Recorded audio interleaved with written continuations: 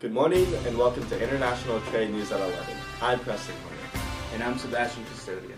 Tonight we have a very special report on a country that has been the host of many Amerindian civilizations like the Mayans and the Aztecs, and has played a role as a United States trade partner, Mexico. Our program tonight focuses on Mexico because of its geographic proximity to our country and its important significance to U.S. international trade.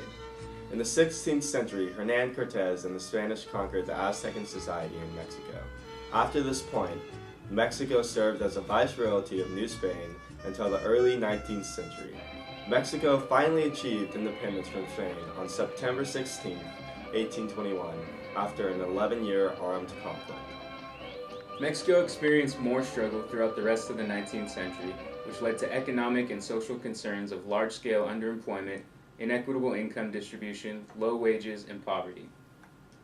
Since the 1910 revolution, though, the Mexican economy has been on the rise. Today, Mexico is a free market economy with a focus on agriculture and automotive industry. The per capita income is about one-third of that of the U.S., and since NAFTA in 1994, Mexico's share of U.S. imports has risen from 7 to 12%, and its share of Canadian imports has doubled to 5%.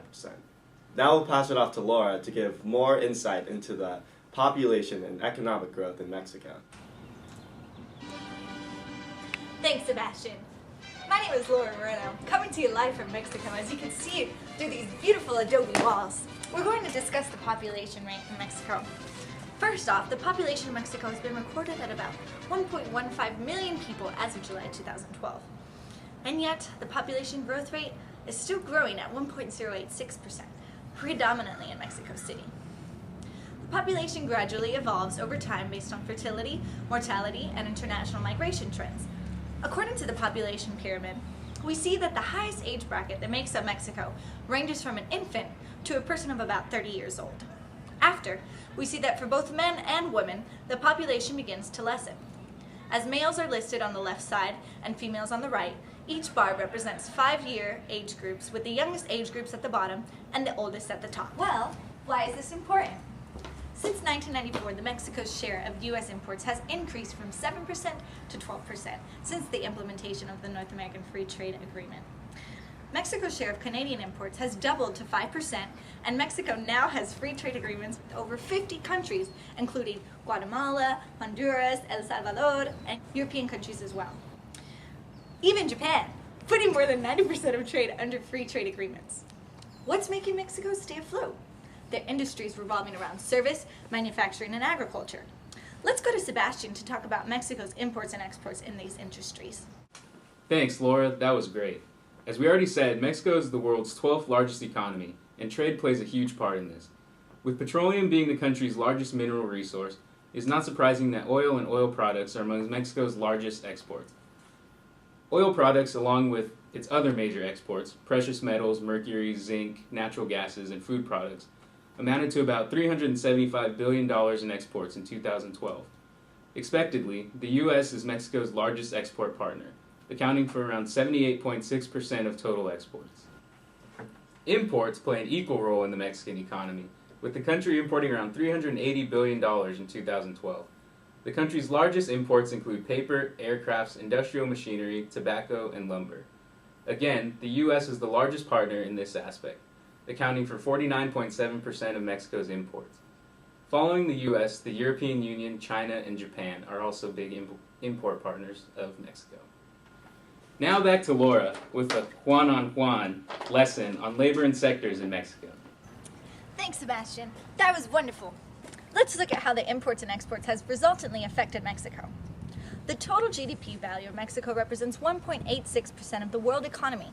The gross domestic product in Mexico reached an all-time high worth $1,155.32 billion US in 2011. That's a great improvement from the record low of $13.1 billion in 1960. Mexico's GDP plunged 6.2% in 2009 as world demand for exports dropped, asset prices tumbled, and remittances and investment declined. GDP grew a positive 5.6% in 2010 due to an increase in exports to the U.S. However, in 2011, growth slowed to 3.9% and 3.8% in 2012. The administration continues to face many economic challenges, including improving the public education system, upgrading infrastructure, modernizing labor laws, and fostering private investment in the energy sector. The Mexican economy is primarily a service economy to the extent that 66% of GDP and over 50% of employment in 1999 was accounted for by the services sector. The manufacturing sector is the next most important sector. The automotive industry has consolidated in the past years, reaching a yearly production of over 2 million vehicles, positioning Mexico as a world leader in the industry. Automobile production in Mexico is expected to grow to 3 million units per year. Alrighty, Preston and Sebastian, back to you. Thanks, Laura. Mexico and the United States specifically are tied not only by geographic location, but by trade and investment, migration, security, environmental, and health issues. The North American Free Trade Agreement, NAFTA, has been in effect since January 1994, and it plays a key role in the economic relationships between Mexico and the United States and Canada. From the 1930s through part of the 1980s, Mexico maintained a strong protectionist trade policy in an effort to be independent of any foreign power as a means to industrialization. Mexico established a policy of import substitution in the 1930s, consisting of a broad general protection of the entire industrial sector. Mexico placed high restrictions on foreign investment and controlled the exchange rate to encourage domestic industrial growth. Mexico also nationalized the oil industry during this time. These protectionist economic policies remained in effect until the country began to experience a series of economic challenges caused by a number of factors.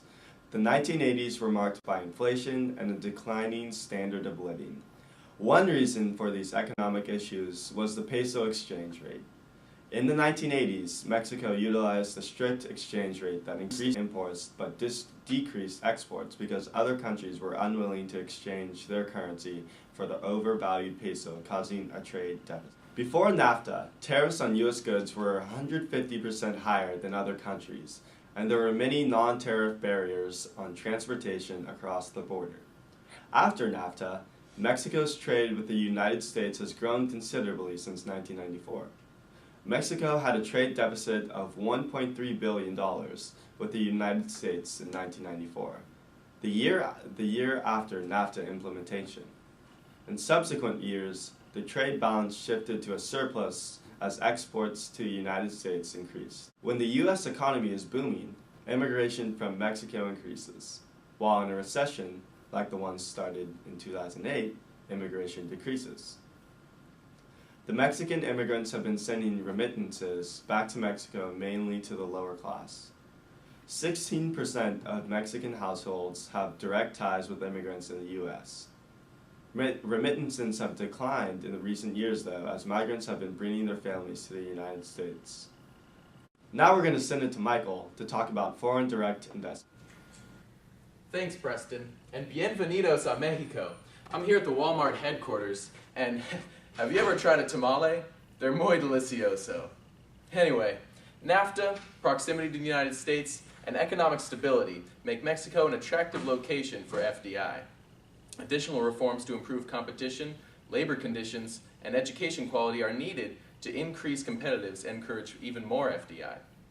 FDI in Mexico for 2010 was $17.7 billion, with $4.9 billion coming from the US, and $11.2 billion and $8.7 billion from the EU and Netherlands, respectively.